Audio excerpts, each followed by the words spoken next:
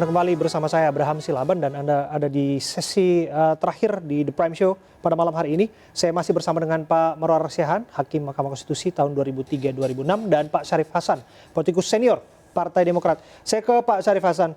Pak Syarif Hasan, kalau kita merujuk lagi apa yang terjadi ketika MK memutuskan, yaitu Pak Jimli Asidiki yang menyebutkan bahwa ada intervensi pihak luar dalam putusan nomor 90. Bagaimana Anda menilai bahwa inilah yang ditakutkan publik nantinya apabila memang ada gugatan ataupun sengketa hasil Pilpres yang ujungnya akan diurus oleh Hakim Konstitusi yang sama?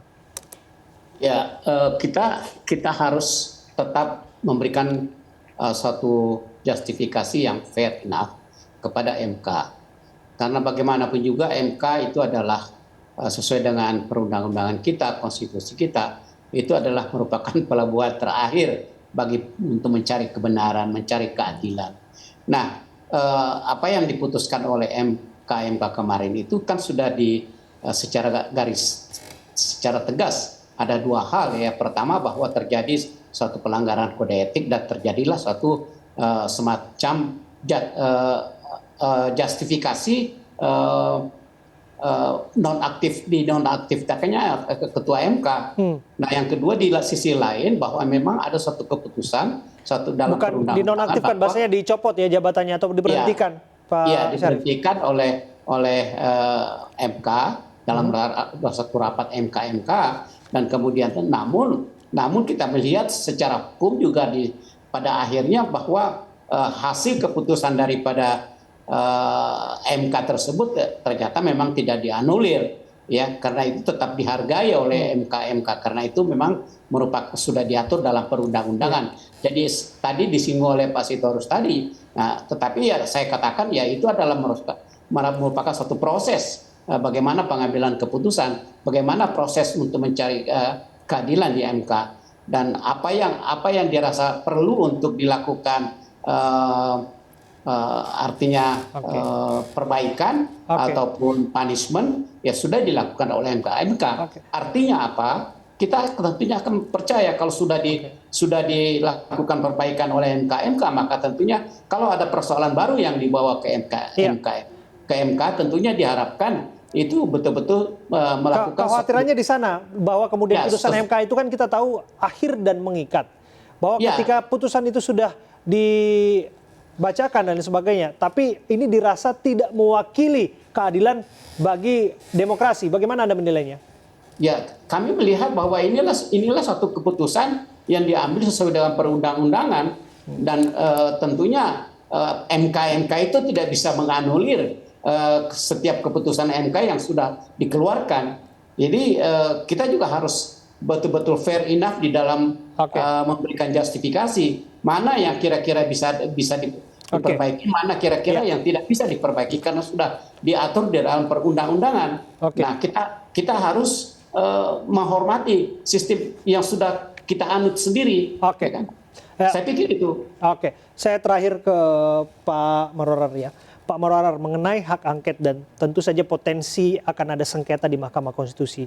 Saya lagi-lagi harus bertanya mengapa para anggota DPR ini tidak menyuarakan hal ini, kalau Anda sebut tadi ada unsur nepotisme dan lain sebagainya. Ketika kemudian di momen pendaftaran paslon nomor 2 misalnya, kenapa ketika pemungutan suara sudah diambil, kenapa pada saat itu narasi ini tidak dibangun sedemikian rupa sampai pada akhirnya tidak bergejolak di akhirnya begitu? Ya, saya kira memang seperti dikatakan oleh Pak Syarif tadi, ada pandangan bahwa sekali sudah putus itu meskipun melanggar etik, itu dianggap sah, kan? Betul. Termasuk kemudian bahwa pendaftaran yang dilakukan KPU itu sebenarnya melanggar etik. Jadi di sini kita melihat seolah-olah bahwa melanggar etik itu tidak melanggar hukum. Di sini sebenarnya kuncinya, apalagi putusan nomor 90 itu tegas kok di dalam Undang-Undang nomor 48 tahun 2009 tentang kekuasaan kehakiman. Kalau hakimnya punya kepentingan konflik of interest tidak mundur, putusan itu cacat. tetapi diteruskan dia, dan mungkin ini kalau saya berbeda pendapat dengan MK yang ada sekarang, dia menganggap bahwa sudah diputuskan, dia tidak bisa diganggu lagi. Tidak, undang-undang mengatakan harus diputus lagi dengan sebagai perkara baru, itu harus diputus. Yang ini dianggap tidak ada. Kalau bahasa Latinnya adalah void ab initio. Dari awal dianggap tidak ada. Kalau pelanggaran kode etik tadi itu, pasal 18 ayat 7, itu dianggap tidak ada putusan itu. Dan ini berlanjut terus, sehingga inilah yang menyebabkan menjadi panjang masalah ini. Oke, dan akan kita lihat seperti apa di muaranya nanti. Dan Anda tetap mendukung bahwa proses politik itu tetap dilakukan di Mahkamah Konstitusi, mohon maaf, di DPR sebagai angket, dan kalaupun dipersengketakan di Mahkamah Konstitusi, harapannya hakimnya punya integritas dan independen. Ya. Anda masih percaya itu? Saya kira kita harapkanlah begitu, dan kita dorong begitu saja, supaya negara kita ini nanti kalau berlarut-larut, mereka ini adalah paling tidak ada yang junior Anda pernah juga bekerja sebagai kalangan dengan mereka. Harapkan. Jadi supaya masalah hukum ini selesai dan tidak berlarut-larut, karena sejarah di dalam peralihan otoritarianisme ke demokrasi, kalau gagal, inilah pintu masuk yang akan bisa terjadi.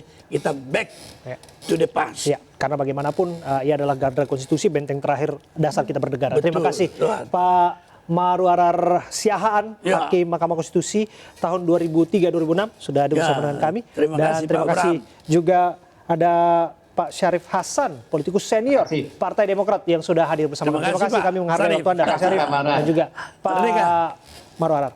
Dan mirsa, dialog ini menutup jumpa kita di The Prime Show, mewakili seluruh kerabat kerja yang bertugas. Saya Abraham Silaban, pamit undur diri. Terima kasih. Sampai jumpa.